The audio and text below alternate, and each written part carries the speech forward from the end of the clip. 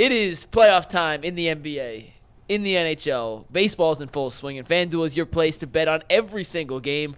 Right now, new customers get $150 in bonus bets, guaranteed. That's $150. Win or lose, you can bet on everything from slap shots to home runs to slam dunks, all on an app that is safe and secure. Plus, it's easy to use. So what are you waiting for? Visit FanDuel.com and make your first bet an automatic win. FanDuel, America's #1 sportsbook. And our second winning ticket of the day comes from our guy, Dion Flores, who made a bunch of money on the Ryan Garcia, Devin Haney fight this weekend.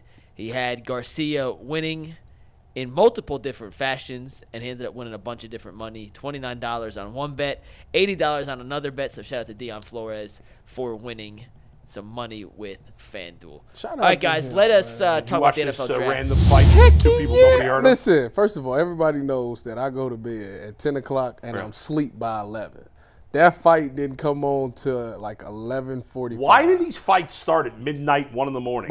I don't know. I hate it too. But so I stupid. stayed up and I had a ticket. Mine's was, I only bet one thing. I bet that Ryan Garcia win by KO or TKO, which I wish I would have just took him on the money line. I would have won. But I'm sitting there watching. I've never been a huge Devin Haney fan. I always thought I'm a huge Devin Haney fan. No, you're not. If you ever, because when he fought Lomachenko, I said he shouldn't have won that fight. I know you have no idea what I'm saying. No clue. But listen, he shouldn't have won the fight. Lomachenko was tearing him up at the end of that fight. Is Lomachenko the last name, or is his first name Loma and his last name Chenko?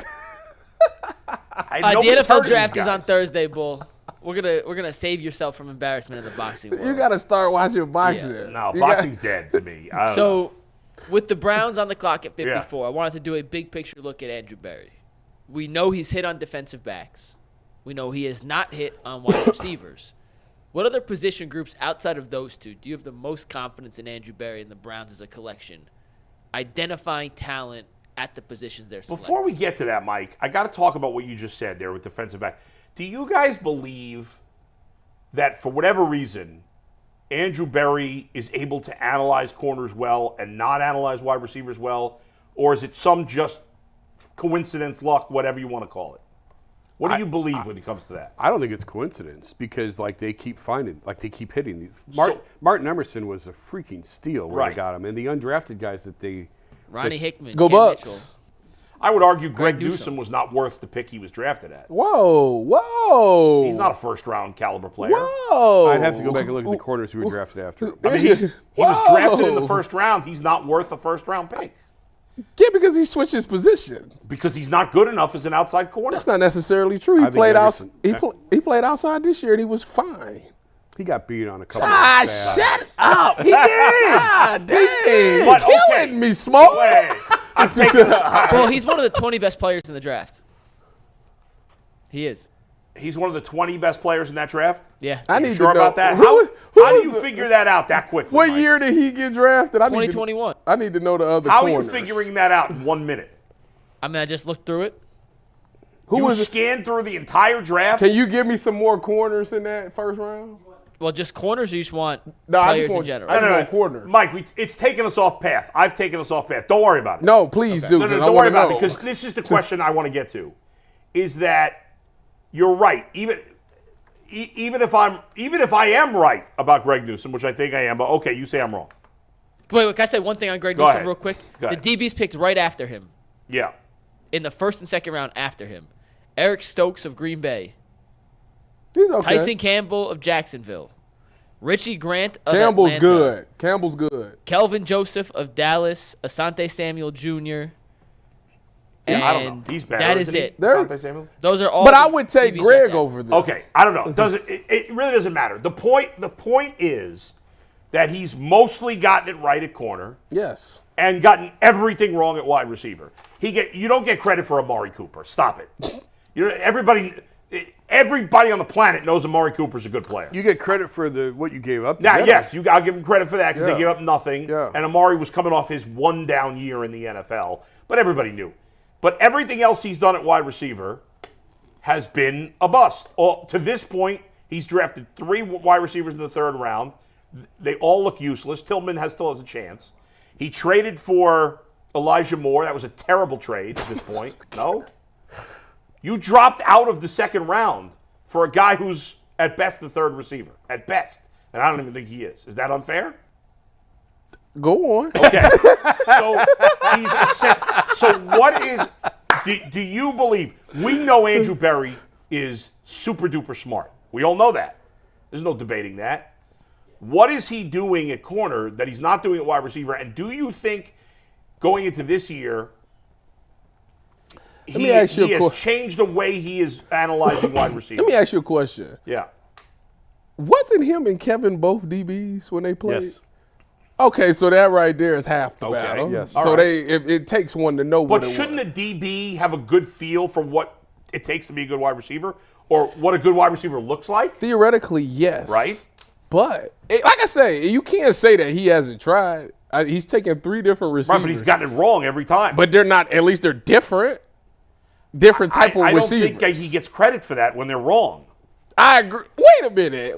We can't. There's only one of them that we can definitively say is done. Schwartz is done. He's done. That's David it. Bell, it's like 99%. David Bell had 3 touchdowns in And 2 Cedric games. Tillman, I'll say, is still up in the air. I'll give you that. Okay, yes. Elijah Moore, at best, is still up in the air. I think it's done, and it was a bad move. But what is he doing wrong, and do you think he spent this offseason saying, hey, I keep getting it wrong specific. This has been my biggest Achilles heel is wide receiver. I have to go about finding different – I'm analyzing wide receivers wrong. Yeah, clearly. He needs to go – I think that not just him, whoever's in that draft room. Yeah. That's it. They got to figure it out because they keep missing. Yes. It's not y'all. We blame AB, but there are also guys who sit. I know this for a fact. It's people whose job is to sit there and scout wide receiver talent that's coming out of college. Yep. I know this because I went to O State and I watched them do it in there, and I went to the league and I watched the scouting department do it there. Right. So they print their reports. And they say, this guy is good at this, this, and this. This guy should be a sure thing. And AB looks at it. He looks at the tape. He sees the same things that they see. And he goes, it should translate. For some odd reason, when they get here, they're missing the big key thing, and I don't know what that is. But it's not just all AB. It's a whole department that's missing on just wide receiver. That's exactly what I was going to say. It's his name on it, so he gets all the credit or all the blame. But I'll give you an NBA example from when I was covering the league. When the Cavs drafted Anthony Bennett, number 1 overall, the vote within the organization, I put this in the book, the vote within the organization was 9-1 to take Anthony Bennett. You know the biggest proponent for taking Anthony Bennett was David Griffin. You know the person who did not want to take Anthony Bennett? Chris Grant, the GM, did not want to take him. Remind us who he wanted to take. Victor Oladipo, Dan wanted Oladipo. Chris's choices weren't much better. It was a terrible draft. Who did he want? That was the Giannis draft. It was the Giannis draft. He wanted Giannis Antetokounmpo. No, keep going. He wanted. There was another guard who I just got into trouble recently. So it was somebody good, no good. Also, CJ McCollum. No, I don't remember now. Yeah, but anyway, I got the draft class. Hold on, this is gonna fascinate me. Bennett, Ben McLemore is who you're thinking of. It was McLemore.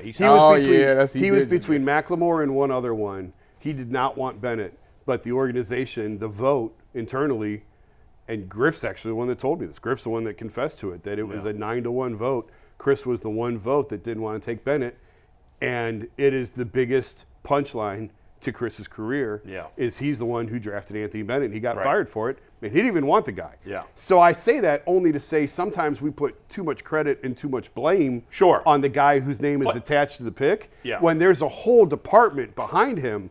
Tyvis is right. There's a whole department behind him standing on the table saying, this is the guy. This is the guy. And then it's Andrew's job to take this information, this information, this information.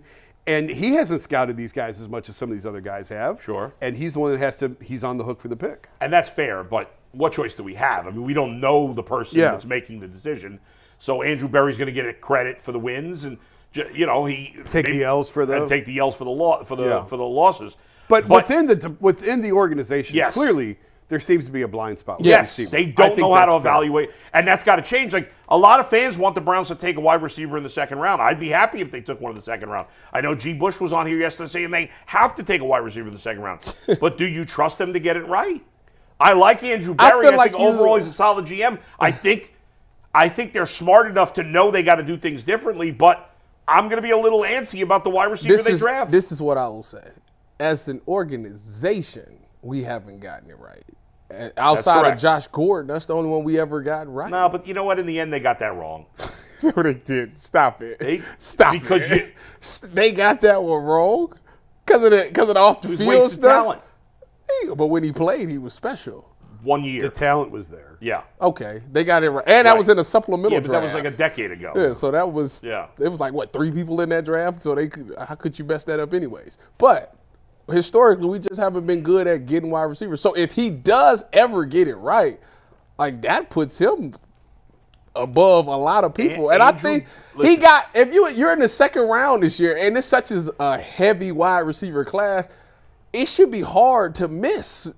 Because all of these wide receivers, all of the way these draft experts say, it's so many of them. They're loaded at the wide receiver position. But so find the one that fits something that you don't have, and that's a skill set that translates. But are you gonna do you have faith that they will be able to find the right guy? I think you can only mess up so many times before you figure out something. Okay, I hope so. When you go to the club, I'm going to do a G. Bush analogy. Yeah, I love this. You go to the club, all right? It's 10 o'clock. You got your pick of anything you want in the club. Yeah. If you wait till 1:30, lights are starting to come on. They're playing closing time. Now you're scrambling. Now you're looking for what's left. At 10, she's a 2. At 2, she's a 10. Yeah. So the Browns. Jason sounds like he's a man talking with experience. That's some college experience right there. And we've already gone through the list of who have they really missed on with the guys that they've taken. It's not a long list of guys that they missed on because it was 2 o'clock and there weren't a lot of 10s left. But if you go in the second round, there should be more fish in the sea that you got a bigger target to hit at. So I would have a little bit more confidence if they shoot in the second round than in the third. It doesn't sound like much of a difference, but we've done on the show. We've gone through. The list is like 2 guys, Puka Nacua and Amon-Ra St. Brown, right? Those are the 2 guys that they missed on. Well, but out of all of these drafts and all of these picks and all of these receivers that were taken after the guys they took. But the Browns could have had a second-round pick last year, and they decided Elijah Moore was more valuable. Yes, but my point is from where they're picking in the draft and when they're targeting receivers, there's not a lot left to pick from. Go earlier. If you do draft in the second round, I would have more confidence that they're going to hit it because the target's bigger.